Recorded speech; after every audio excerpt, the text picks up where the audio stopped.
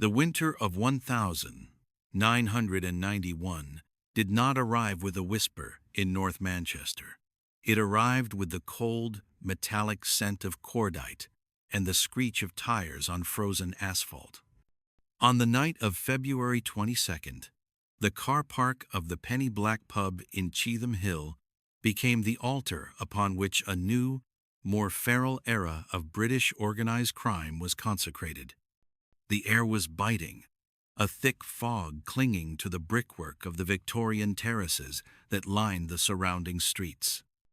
Inside the white Ford Sierra Cosworth, a vehicle that was, in itself, a symbol of the era's high-speed criminality, Anthony Johnson, the man the streets called White Tony, sat with the engine idling. He was 22 years old, a figure of mythic proportions in the local underworld, possessing a reputation that far outstripped his years.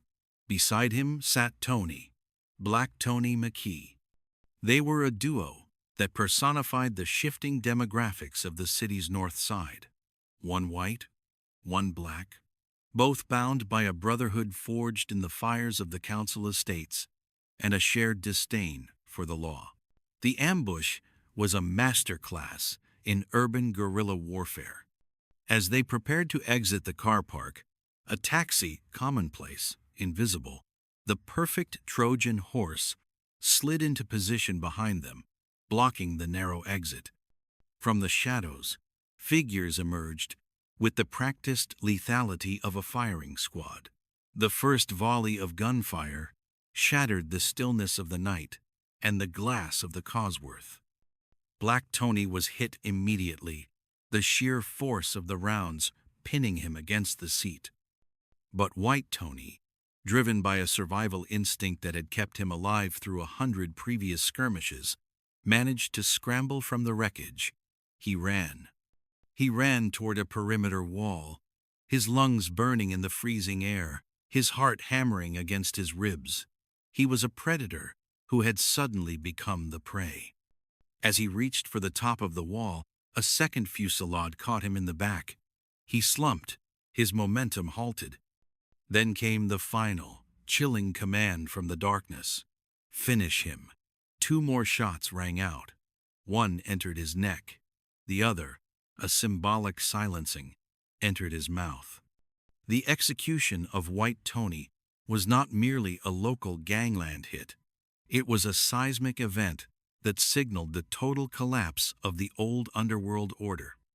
To understand how a 22-year-old could command such a violent end, and how Manchester had transformed into Gunchester, one must look back 2 decades, to a time when the city was governed by a very different breed of criminal. In the late 1960s, and throughout the 1970s, the Manchester underworld was the domain of the Quality Street Gang, QSG. They were the aristocrats of the shadows, men who wore tailored suits, drove polished Jaguars, and held court in the plush lounges of city center hotels. The QSG were more than a gang. They were a cultural phenomenon, allegedly taking their name from a popular chocolate advertisement because of their dapper appearance. Their power was built on a foundation of respect and a strict, unwritten code of conduct. They were heavyweights in armed robbery and protection rackets, but they operated with a degree of discretion that made them ghosts to the Greater Manchester Police, GMP.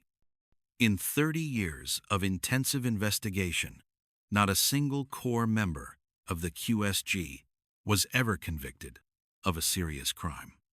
They were the untouchables, so feared and respected that legend claims even the Cray twins from London were turned back at Piccadilly Station after a single conversation on the platform.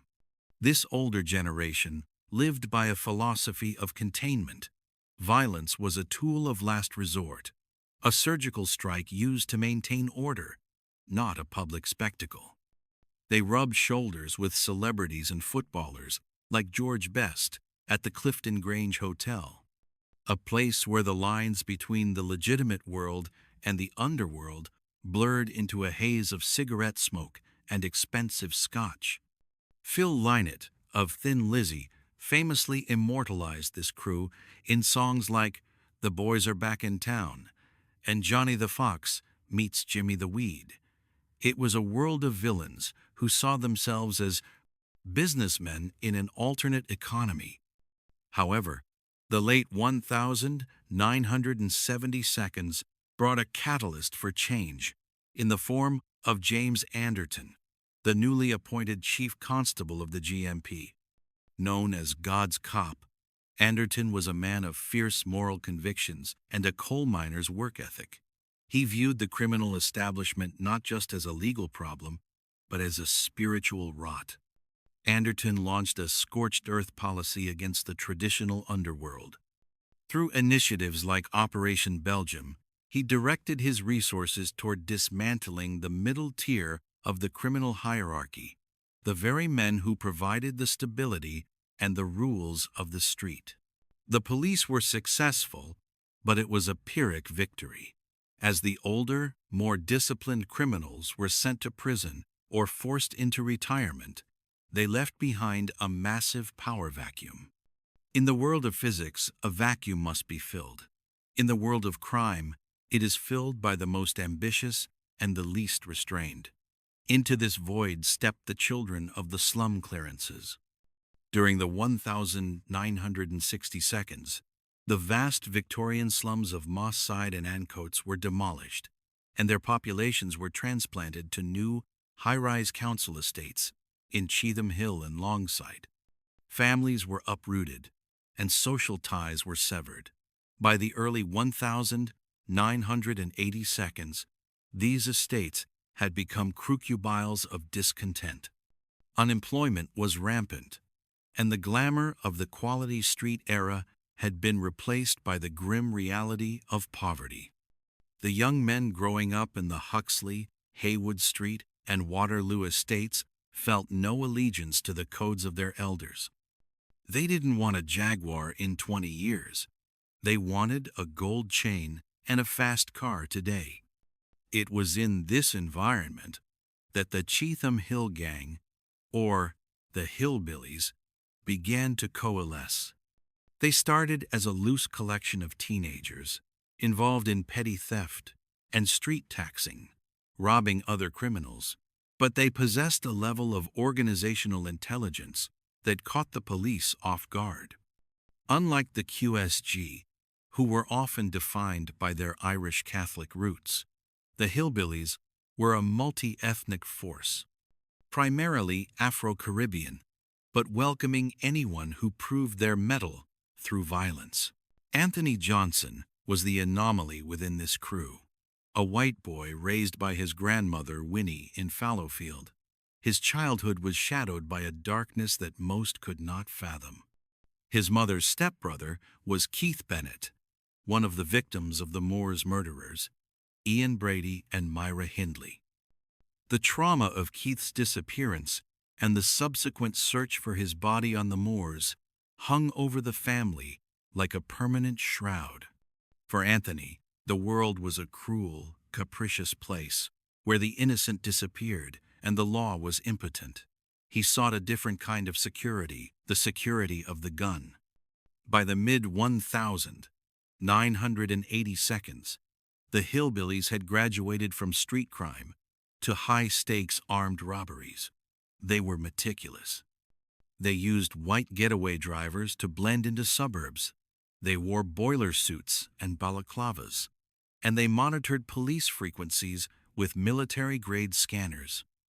A raid on an Asda supermarket netted them £75,000 at King's ransom for boys from the Waterloo estate. This capital was immediately reinvested, not in property or legitimate business, but in an arsenal. White Tony became the gang's most effective enforcer. He was fearless, largely because he felt he had nothing to lose. In 1988, he cemented his status in the underworld with the killing of Anthony Gardner outside a shebeen, an illegal drinking den. Tony stepped out of the shadows, pressed a sawn-off shotgun against Gardner's chest, and fired. The message was clear. The new generation didn't negotiate. They eliminated. As the 1,980 seconds drew to a close, the hillbillies had established a stranglehold on the north of Manchester. But their rise coincided with two explosive cultural shifts that would turn a local gang into a national menace: the arrival of high-purity Class A drugs and the birth of Manchester and the acid house scene. The Summer of Love in 1988 may have been about peace and ecstasy for the ravers at the hacienda, but for White Tony and the Cheetham Hill Gang, it was an opportunity for unprecedented expansion. Control of the doors became the new gold rush. If you controlled the door of a club, you controlled the drug trade inside. The hillbillies began to push south, encroaching on territories that had been the traditional preserve of Moss Side gangs. This wasn't just about money. It was about ego and dominance. White Tony began to walk through the hacienda, the most famous club in the world, as if he owned the bricks and mortar. He would pull guns on doormen, threaten owners, and demand a cut of everything. The police, meanwhile, were struggling to adapt. The tactical aid groups that James Anderton had created were effective at crushing riots, but they were ill-equipped for a war against mobile, well-armed young men who lived by a code of silence, enforced through extreme brutality. In one raid on a currency depot, hillbilly members hacked a security guard's leg nearly off with a machete before shooting him in the groin. This was a level of callousness that even seasoned detectives hadn't witnessed. By 1990, White Tony was the most feared man in Manchester. He was often seen wearing a Kevlar bulletproof vest in broad daylight, carrying semi-automatic pistols as if they were fashion accessories. He had become a villain in the truest sense, unpredictable, hyper-violent, and immensely wealthy. But his hubris was creating cracks in the gang's armor. He had begun to feud with the Noonan family, a powerful Irish Manchester crime dynasty that controlled the nightclub security across much of the city. The Noonans, led by the charismatic and psychotic Desmond Noonan, were the bridge between the old-school discipline of the QSG and the raw violence of the hillbillies. They were organized, politically connected to Irish republicanism, and they viewed White Tony as a loose cannon who was attracting too much heat from the police. When Tony pulled a gun on one of the Noonan associates at a New Year's Eve party, he didn't realize he had just crossed a line from which there was no return. The underworld was beginning to realize that White Tony was bad for business. His violence was no longer a tool. It was a liability. The unwritten rules that had governed the city for decades were being shredded, and the resulting chaos was hurting the bottom line of every major player in the city. The decision was made. The untouchable Boy King had to fall. As the fog rolled into the penny-black car park on that February night in 1991, White Tony Johnson was a man alone, despite the associates around him. He had risen from the ashes of the slum clearances to become a titan of the streets, but he had forgotten the most important lesson of the Quality Street Gang. Power is most effective when it is invisible. By making himself a legend, he had made himself a target. The shots that ended his life were the opening notes of a symphony of violence that would plague Manchester for the next decade.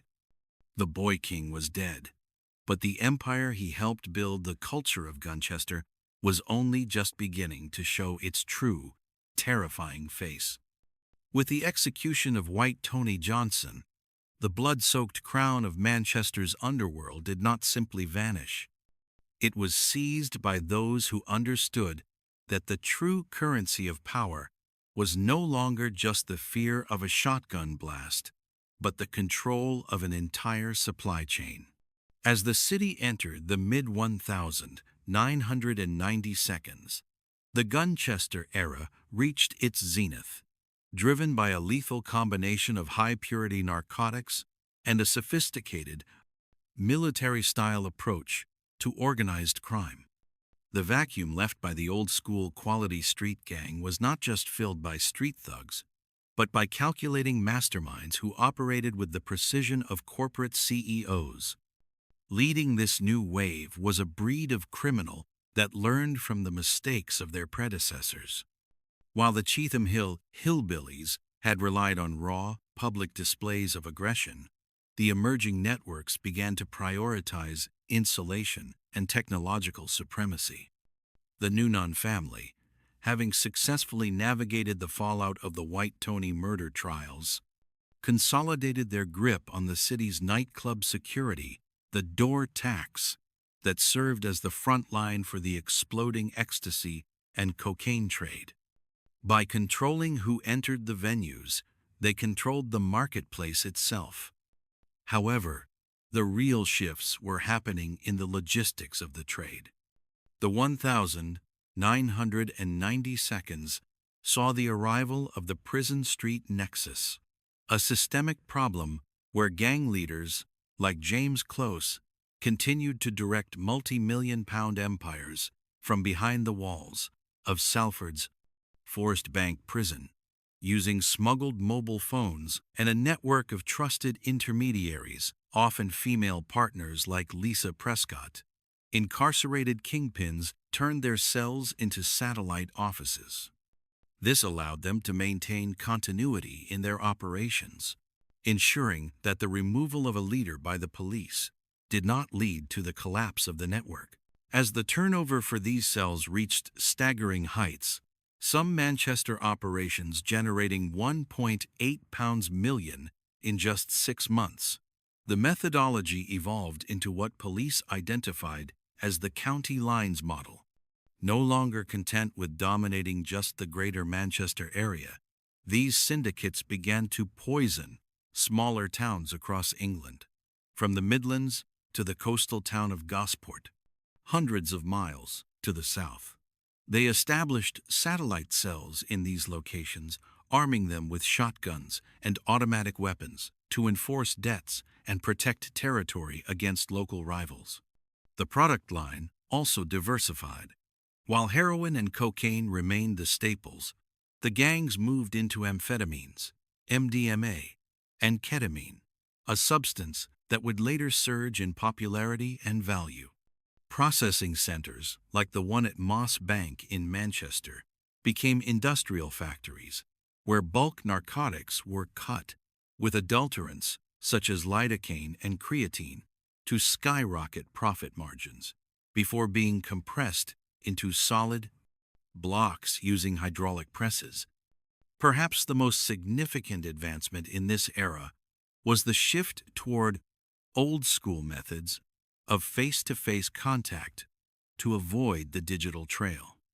Thomas Hunt, an associate who rose to power following the imprisonment of previous leaders, meticulously avoided encrypted phones, choosing instead to hold briefing and debriefing meetings in his modest home on Bonnie Brow Street.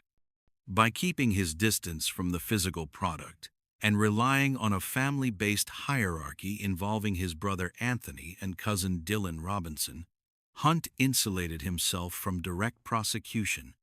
Yet, the ghost of the Quality Street Gang still loomed over this corporate-style criminality. Figures like Walter Douglas, the Tartan Pimpernel, took the Manchester-built model of drug trafficking and exported it globally. Douglas, a former Glasgow milkman who rose through the ranks of the UK's drug trade, understood that the real power lay in the import-export nature of the business. He built the Delta Crime Syndicate, which moved tons of Moroccan cannabis and Dutch hashish inside shipments of luxury cars and plants. Douglas's rise showed that the Manchester underworld was no longer a local concern. It was part of a transnational network that linked Colombian cartels and the Russian mafia. The architecture of these empires was built on a foundation of credible threat.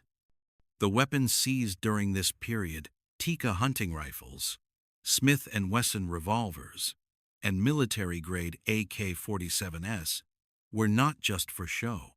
They were the tools used to maintain a reign of terror that saw 10 shootings in 14 months in South Liverpool alone, with innocent bystanders, including toddlers, caught in the crossfire. This was an era where criminals like Jaime Rothwell and James Close enjoyed a Mediterranean lifestyle, funded by human misery, operating from villas in Spain and Portugal, while their runners took all the risks on the cold streets of northern England.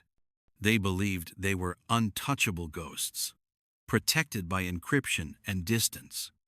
But as they built their fortunes, they were unaware that law enforcement was beginning to construct a digital and forensic net that would eventually pierce their veil of deniability. The empire was at its height. The money was rolling in by the millions, and the violence was a constant hum in the background of Manchester's nightlife. The architecture was robust, but as the 1,990 seconds gave way to the new millennium, the very technology and old-school secrets these men relied on would become the instruments of their downfall. The mid-2020 seconds marked the moment when the untouchable status of the UK's most ruthless kingpins began to dissolve under the weight of an invisible, digital, and forensic dragnet. For decades, men like Thomas Hunt and Jaime Rothwell believed they had mastered the art of being ghosts. Hunt had returned to old-school methods, eschewing digital trails for face-to-face meetings at his home on Bonnie Brow Street. Meanwhile, Rothwell and his associates across the continent relied on EncroChat, a specialized, military-grade encrypted communication network that promised total anonymity for a price of thousands of pounds per device.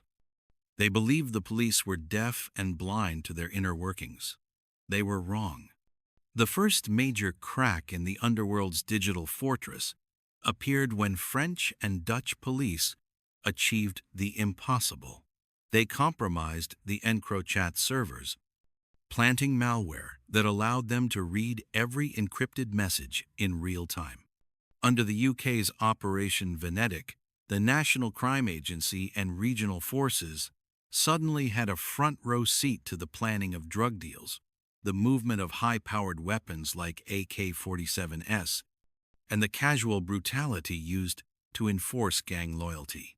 Jaime Rothwell's arrogance, captured in black and white, led to one of the longest sentences in British history, 43 years behind bars. But the invisible net was not woven solely from intercepted data. It was also built on the microscopic traces left behind at the scenes of the crime. Thomas Hunt had been meticulously careful to never touch the product himself, insulating himself through his brother Anthony and his cousin Dylan Robinson. However, the forensic experts of the Greater Manchester Police found what the mastermind had overlooked. At the gang's processing centers, such as the factory on Moss Bank, investigators recovered latex gloves. On those gloves, they found the genetic material of Lisa Prescott, the bridge between the incarcerated James Close and the streets. More critically, Anthony Hunt's DNA was found directly on the drug packaging, providing an irrefutable link between the family hierarchy and the 11 kilograms of cocaine seized in the raids. The net extended even further through financial mapping.